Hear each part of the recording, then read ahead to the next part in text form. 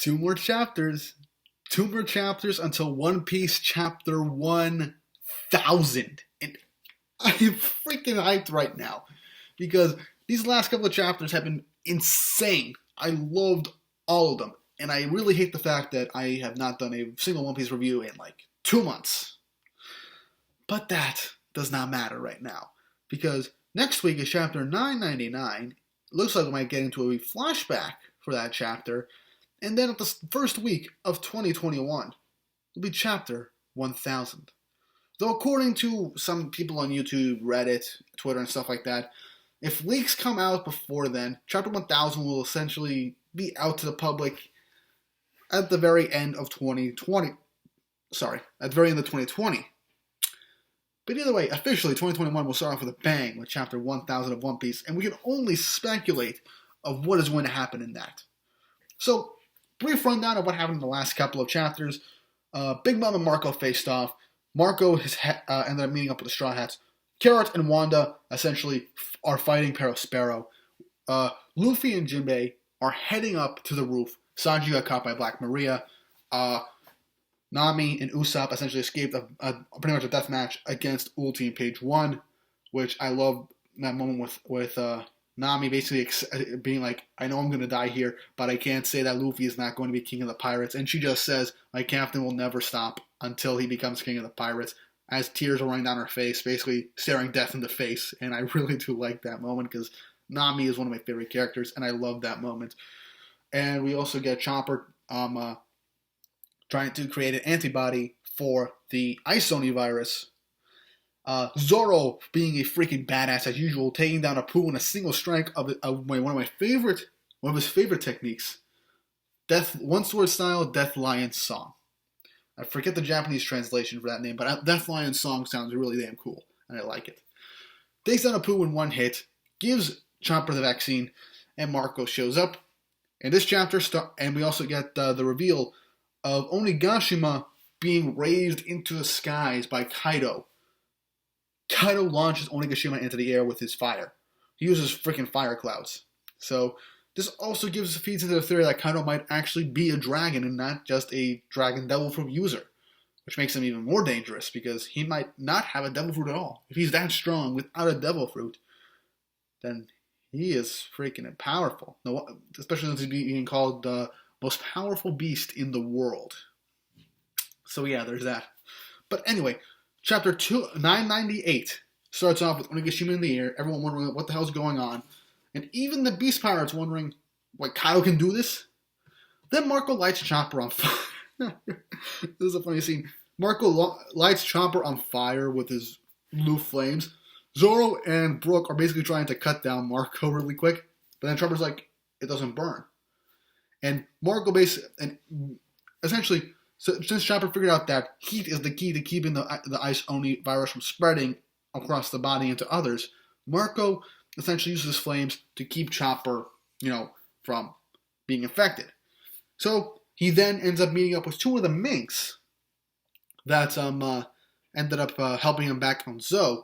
So they're going to be creating a virus vaccine, thanks to Zoro getting the antibodies from Apu. And then Marco does a pretty interesting attack called Phoenix Pineapple, which is a pun on pineapple because he does have the head of a pineapple. He does kind of look like a pineapple head. But yeah, so he actually does this. It pretty much heals almost everyone with the Ice Oni virus, and they regain their consciousness. But Marco says that he can't keep it up for long because once their stamina reaches their limit, the Ice Oni virus will spread once again. So it does put into perspective what Marco's healing properties are. It'll take, from what I can understand from it, because it hasn't been fully explained, this is what I can understand from it. It takes your stamina and is used to heal you. That is what I got from that. Similar to Recovery Girl from My Hero Academia. She can heal your wounds, but it takes a lot of stamina to heal you. So I think that's how Marco's Phoenix powers work. So Queen is wondering what the hell Marco's doing there and stuff like that. He's telling the Beast Pirates to attack them. They're not going to help them with the vaccine and everything. And then, people are being like, what the hell's going on and stuff like that. But then One thing I do like is that I know it's Chomper. He's gonna give it to the he's gonna give the vaccine to the enemies. He's gonna give it to the Beast Pirates regardless because it's Chomper. He's a kind soul and he's a doctor. He follows that code to a T. He will heal anyone, be it friend or foe, especially from a disease like this. So Marco then offers to take Zoro up to the roof, but not just Zoro, Robin and Brooke as well, being like, you guys don't deserve to be down here with all the no-names. You guys deserve to be up top against the big guy himself. They wonder about Chopper, but Hyogoro and the rest of the Yakuza and other samurai are protecting Chopper as he makes this vaccine. So this is honestly pretty awesome. But then Apu rises up from the rubble and he's like, you're not going anywhere. I'm going to die if give me that vaccine back. Give me the antibodies back. I'm going to die if I don't. And then right as Apu's getting ready to attack, Drake rises from the ground, chomps down on Apu, and knocks him out again, back in his Spinosaurus form. And I love the little box that Otis put into it. Extract. Dragon, fruit, ancient type, Allosaurus model, former Toby Ropo. And I love that. And then Drake and Zoro have this nice, interesting line being like, Drake's like, if you truly do see me as an ally, let me handle things down here. And Zoro's like, all right, you do have a talent for picking the winning horse. So I like their banter because Zoro, I don't know, it just fits. I wonder what's going to happen once this arc ends, because I do see that Zoro and Drake could actually be pretty good drinking buddies. I don't know why. I just feel like they have good chemistry together. They have good chemistry. They could be really good drinking buddies. I see that. I honestly want to see Oda. If Oda does a freaking cover page of just Zoro and Drake at a bar, that would be amazing. I would love that. I think I'm the only one that says that thinks that at all. But that would be cool. Let's be honest, that would be a freaking funny cover page. But then we move on to Frankie with actually not before that. We get Jinbei and Luffy in the fourth floor, and Jinbei's like, Sanji must have separated from us to battle someone that is too powerful for you to handle right now. So you can handle your no, not too powerful. Is a powerful foe, and to keep you from wasting your energy on it. And even Luffy going by was like, you know what? You might be right. There's probably more about observation hockey that I still have to learn. That's honestly pretty funny, considering the fact that this is brought up. I forgot who brought this up. I think it was Roger's Base in his video on the subject, I believe, or someone. I forget who brought this up in their own review video. But it was stated that Jinbei is most likely taking on the role of Denjiro, like misinterpreting the actions of the Straw Hats as something completely different. And I see that, especially with this. He doesn't know all the Straw Hats all that well. He only knows Luffy. He doesn't know that if Zoro goes off on his own, he'll get lost. He doesn't know if Luffy goes off on his own, he'll just cause a lot of trouble. He doesn't know if Sanji goes off on his own, it's mostly because you probably heard or saw a beautiful woman, and they're just simping over them like crazy. So yeah, it's honestly kind of awesome. We then go back to the battle between Frankie and Sasaki, and we get the reveal of Sasaki's Devil Fruit. He has a Triceratops. I love it. And I love the perception on this panel, because it makes Sasaki look a lot bigger than the General Frankie. Because the General Frankie is supposed to be pretty big, not too big. I forgot who said. I don't remember the exact measurements, but he is pretty big. Did that come out right? It sounded weird when I said it. Anyway, so yeah, we get the reveal of his Devil Fruit, and then we get another spread. And I'll be honest, there are a lot of spreads in this page, and we then move on to, as the battle between Sasaki and Frankie gets started, with Sasaki revealing his Devil Fruit, his full animal form. We get the reveal of Black Maria's Devil Fruit. Now, this is a mouthful, so I'm going to read this right off the bat. Black Maria, Spider Fruit, Ancient Type, Rosamagale Grauvelgeli model. I don't know why I almost made it sound like I was German in that. Whatever. Anyway, so this is an interesting devil fruit because Black Maria is a large woman. She is tall. She is like a giant. And spiders are supposed to be very small. So, or at least the size of a normal human due to the devil fruit power. But this is huge. She is on the ceiling. And she is looking down at San. She's like, I thought you left me. Why don't you stay with me, stay here forever, and be my pet? That's honestly, I think Sanji normally, I don't know what's going to happen here.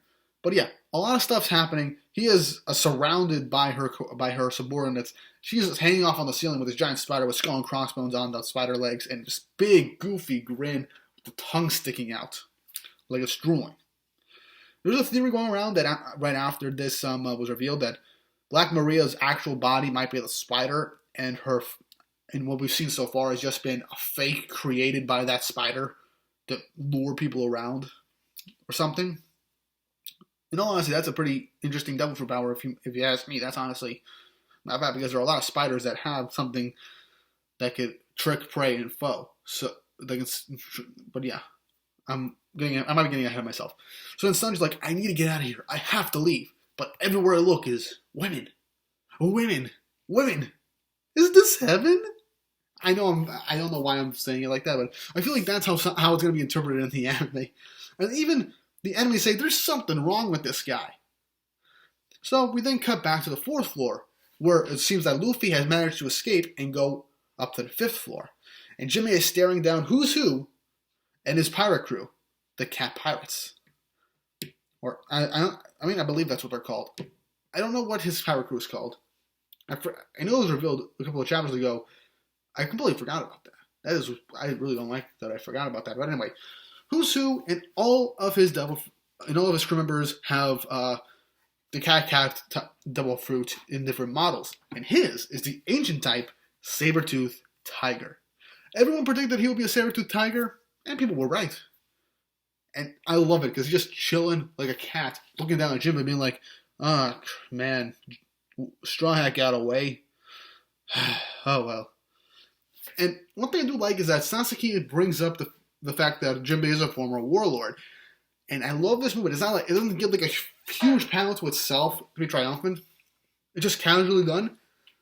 But Jinbei's like, I do not want to be called the former warlord of the sea. I prefer my more prestigious title, Helmsman of the Straw Hat Crew. Sasaki, I believe it might be a sarcastic thing like, apologies, but that's all I've really known you for. We have met in the past, back when you were a warlord. Jinbei's like, well, if you remove that mask, maybe I'd remember you. Usu's like, not a chance. I'm not removing my face. And that's actually something is curious because this has been brought up to me a lot. When Oda tries to hide characters, it's usually someone we'll be seen. Maybe not someone super important, but someone that we got a passing glance by previously. Like, I feel like it's going to be a similar reveal like how Water 7 did CP9 with Rob Lucci and everybody. We saw a lot of them. They were seen more like supporting cast members. Then we got the big reveal that they were the main villains. I feel like something's going to happen with Who's Who. I don't know what, but we'll have to see. And I can't wait to see all these fights because all this stuff's going on. But at the end of the chapter, Ulti and Page 1 smash through the wall looking for Nami and Usopp. And I think this is the first time we see Ulti's full Paculo. I can't pronounce it. Hold on. Pachycephalosaurus form. They're both in their full dinosaur forms. Smashing through the wall, looking for Usopp and Nami for the rematch. And then at the end of the chapter, Yamato takes Shinobu and Momo into a storage closet, being like, no one's going to look for us in here. We get this nice golden statue of a dragon that seems to be melted on the side. Yamato says that the statue used to be right at the entrance of Onigashima, but then it was destroyed and then brought in here. And the person who did it was a friend of mine who came here to kill my father, to kill Kaido. And at the end of the chapter, we get a silhouette of Ace. Not very subtle, but the way the chapter ends with how there's like little fadings to black at the corner of the page, there's going to be a flashback chapter with Ace. No doubt about it. And I cannot wait, because I wanted a flashback with Ace and Yamato. Ace's story. Why is he in Wano in the first place? Why did he not tell Whitebeard when he inevitably joined his crew sometime after Wano, he joined Whitebeard's crew? Why didn't he tell him about Kaido and his occupation of Wano and stuff like that? I want to see that. Because that is honestly one of the biggest plot holes I can think of.